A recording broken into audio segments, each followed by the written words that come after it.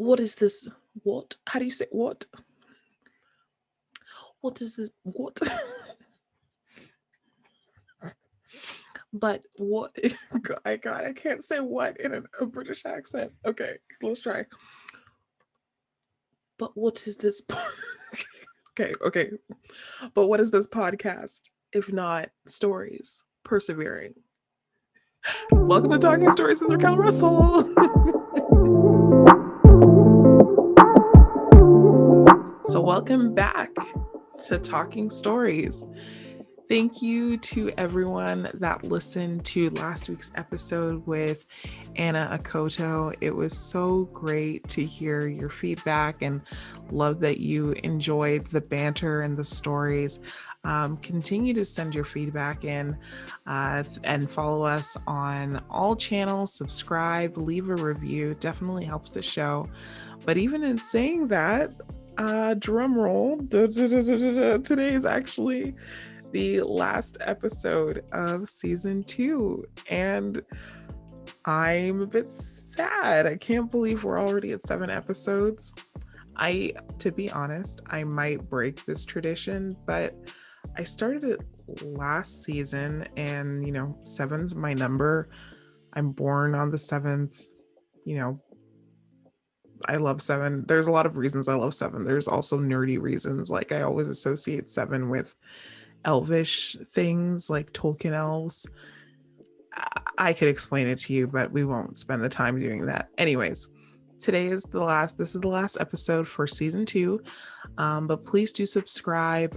Go back and check out our past episodes with the amazing group of people that we had for this season, talking about the power of personal storytelling.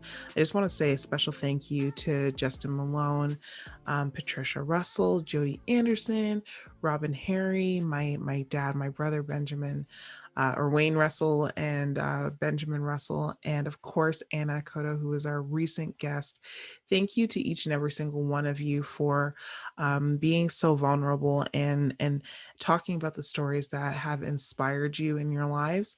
And again, looking forward to seeing many of your faces back here, and hopefully you guys are looking forward to hearing from them and for exciting things coming up in the new seasons. I definitely want to make sure that if you haven't heard them, go back and listen to those episodes. And let me know what you think. We're still going to be active on Talking Stories channels, social media channels, so you can follow Talking Stories with Raquel Russell on Instagram, Twitter, Facebook. Would love to see you there. And of course, you can follow me on my personal channels at Rack Lion Chaser. But yeah, until then, subscribe, share the show with a friend, a family member. And yeah, that's all I'll say about today, being the last episode. I want to end it on a high note. So happy Women's History Month. We are in March, and I'm glad to be. It's interesting. In this week when we're recording, it's like that overlap between Black History Month and Women's History Month. And I saw something on Twitter. I don't even know if it's official, where like unofficially the week ending of Black History Month into Women's History Month is Black Women's History Week, which I think is amazing. I just never heard about it before. That's so cool. Or maybe I did and I forgot. I don't know. But today we want to do something a little bit different. And so stay tuned, grab a blanket, play some music, and yeah, stay tuned. So to wrap up our season of Talking Stories, I wanted to try something new. And I got this idea. I was just, looking at different ideas related to monologues and like memorable lines. And what I want to try for you guys today is I'm going to read some of my favorite lines, and sometimes they're a little bit longer, almost borderline monologue territory. And I'm going to read the section first and then have you guess who is saying it. Obviously, I'm not going to know if you're right or not, but if you're right, you get all of my cyber hugs and love sent to you. And yeah, feel free to tell me on social media if you are right. And I want to talk about why these lines are meaningful to me and how they've impacted me. But mostly, I just hope you enjoy. Maybe you'll recognize some of these, and I'll give you a little bit of a walk down memory lane. But, anyways, I hope you enjoy. Here we go. Alrighty, so the first line today is: we're going to win this war, not by fighting what we hate, but saving what we love. Any guesses on who that is? That is, drumroll please, Kelly Marie Tran's Rose Tico from The Last Jedi. Now, if you know me in real life, you know I'm a big fan of The Last Jedi. Um, I'm a big Star Wars fan, period. But this line, I thought it was really beautiful. The idea of fighting to save what we love. You know, we see this kind of captured in other shows, whether it be my favorite, one of my favorites, Arrow. I laugh only because nowadays I don't know. I don't know what my relationship is with Arrow. I don't know. It's okay. But yeah, if you guessed Kelly Marie Tran, you are right. Next line.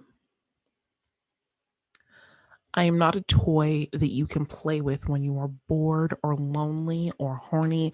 I am not the girl the guy gets at the end of the movie. I am not a fantasy. If you want me, earn me. Until then, we are done. Guesses?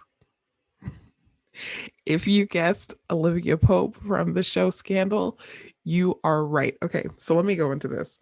People always wonder why, or not people. I would say some people in my life wonder why Scandal is one of my favorite shows. I have a couple of reasons. I consider it a straight up comedy nowadays, just because so much of what happened in the show, it was funny watching it play out in the American stage in real life. And now, like things that they thought were a big deal, like getting impeached, lol, that doesn't really mean anything nowadays. I'm laughing, but like I think part of me is still crying inside. Um anyway, so I enjoy Scandal for comedy nowadays, but even in its most frenzied of writing or, you know, plot development, there is something that I appreciate about the character of Olivia Pope, played by Kerry Washington. And it's one of the few times that I've been able to, in my life at least, see um, a how do I say, like a multi-dimensional Black woman who doesn't necessarily need to be a paradigm of truth or goodness, you know, like she definitely had like her anti-hero moments. And I mean, that doesn't relate specifically to this quote, but when I think of Olivia, definitely the "earn me" line comes to mind. If you want me, earn me. Come through, miss. All right, moving on. Years ago, you served my father in the Clone Wars. Now he begs you to help him in his struggle against the Empire. I regret that I am unable to present my father's request to you in person, but my ship has fallen under attack and I'm afraid my mission to bring you to Alderaan has failed. I've placed the information vital to the survival of the rebellion into the memory systems of this R2 unit. My father will know how to retrieve them. You must see this droid safely delivered to him on Alderaan. This is our most desperate hour. Help me, Obi-Wan Kenobi. You are my only hope. Ma'am. Guesses, prizes, winning. Are we winning prizes? Yes, if you guessed Kerry Washington. Oh my gosh, lol. Carrie Fisher playing Leia Organa. You are right. You are right. Yes, as you know, I am a big Star Wars fan. Anytime I hear the beginning of that monologue, there's like little tears that start. Like I adore. I think I adore Carrie even more than Leia. She's just a towering figure of a woman, and you know, rest her memory. But she definitely like got me on board with Star Wars when I was catching up with Star Wars with my uncle. I remember he was the one who introduced it to us. I wasn't a giant fan of Luke. I wasn't like Luke, but Leia, I saw Leia. I was paying attention. And of course, had to choose this monologue because it's definitely memorable. Moving on to our next one. Do you think because I am poor, obscure, plain, and little, I am soulless and heartless? You think wrong. I have as much soul as you and full as much heart. And if God gifted me some beauty and much wealth, I should have made it as hard for you to leave me as it is now for me to leave you. I'm not talking to you now through the medium of custom conventionalities, nor even of mortal flesh. It is my spirit that addresses your spirit, just as if both had passed through the grave and we stood at God's feet, equal as we are. This one's probably going to be a little bit more difficult. So, da na na na da na na. This is a monologue given by Jane Eyre to Mr. Rochester, Mr. Rochester. Girl, I don't know. To this day, I don't know if I pronounced that name right. Anyways, this was one of these kind of period books, I guess you would say, that I really enjoyed growing up. I would say especially like 13, 14. I found because you'd say the passionate way that the Bronte sisters wrote, like that was always my thing. Like I think I was more of a Bronte sisters girl than an Austen, like Jane Austen. Like I I get it, but like for me in terms of that era of writing, definitely the Bronte sisters is what I am more drawn towards. Like even just this part of like do you think because I'm poor, obscure, plain little, I'm soulless and heartless? Like I saw this one performance of that. I think it was maybe it was the 2005 version. This was not the Michael Fassbender version. And I was shook. It's like, yes, miss, you speak truth to power. um, yeah, that book always stays with me. Jane Eyre, and like yeah, I always that definitely is a memorable one for me. And I think part of what stood out is the way that she was able to find her voice. And as I've mentioned, um, earlier in this show, like finding your voice is something that we all should definitely work towards, and something that I've often tried to work towards, and learning from folks like Justin and Robin and Jody and everyone really, about how they're still navigating that. Um, I definitely see that admiration in the characters that stick with me through life. So that's the reason for this Jane Eyre moment here. All right, moving on to the next one. And this one, honestly, you should have a clue about this if you listened to last week's episode. Welcome. A few moments ago, I realized the only reason I was getting married was because of a law. And that didn't seem like a good enough reason. So I won't be getting married today. My grandmother has ruled without a man at her side for quite some time, and I think she rocks at it. So, as the granddaughter of Queen Clarice and King Rupert, I ask the members of parliament to think about your nieces, your sisters, your daughters and granddaughters, and ask yourselves, would you force them to do what you're trying to make me do? I believe I will be a great queen. I understand Genovia to be a land that combines the beauty of the past with all the best hope of the future. I feel in my heart and soul that I can rule Genovia. I I love Genovia.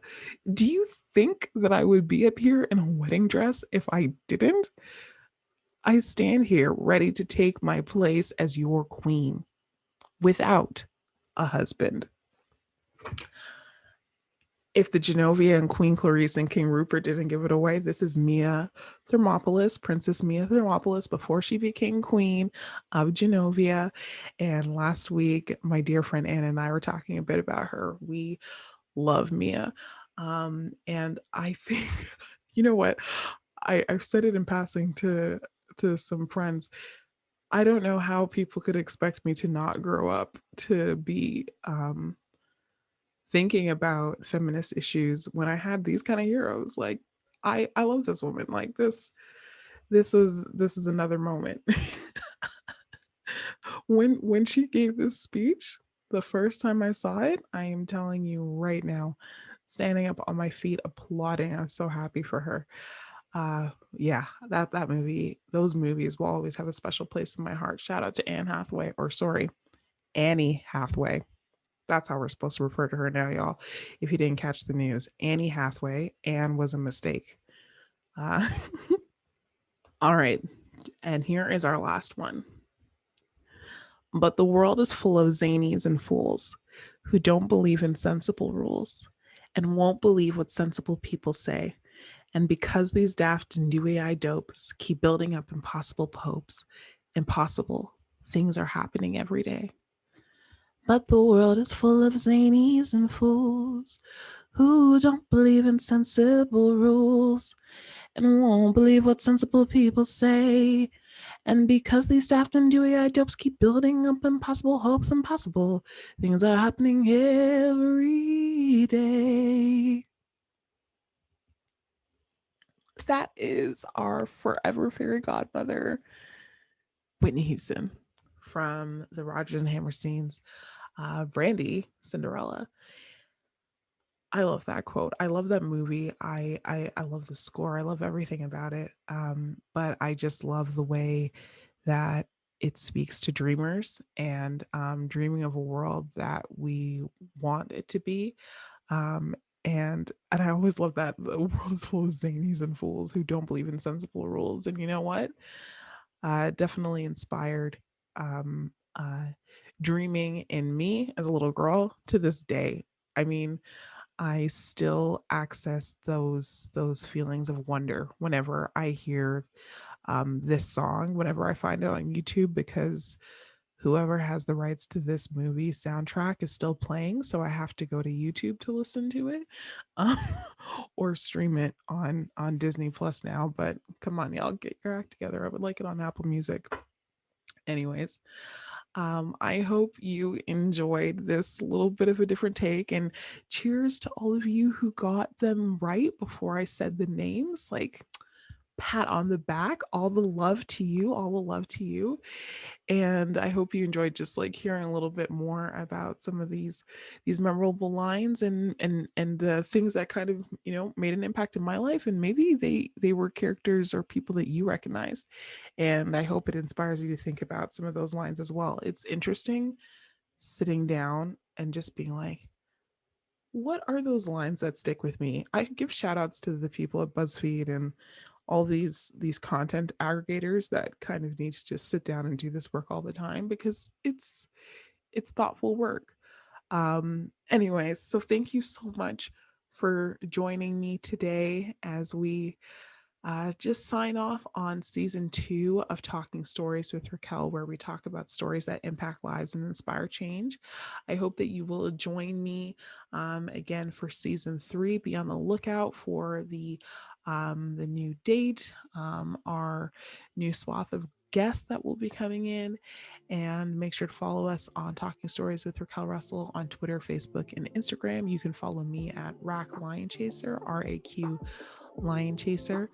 And I hope that you keep living your real, keep living your truth. Thank you so much for listening, and be safe.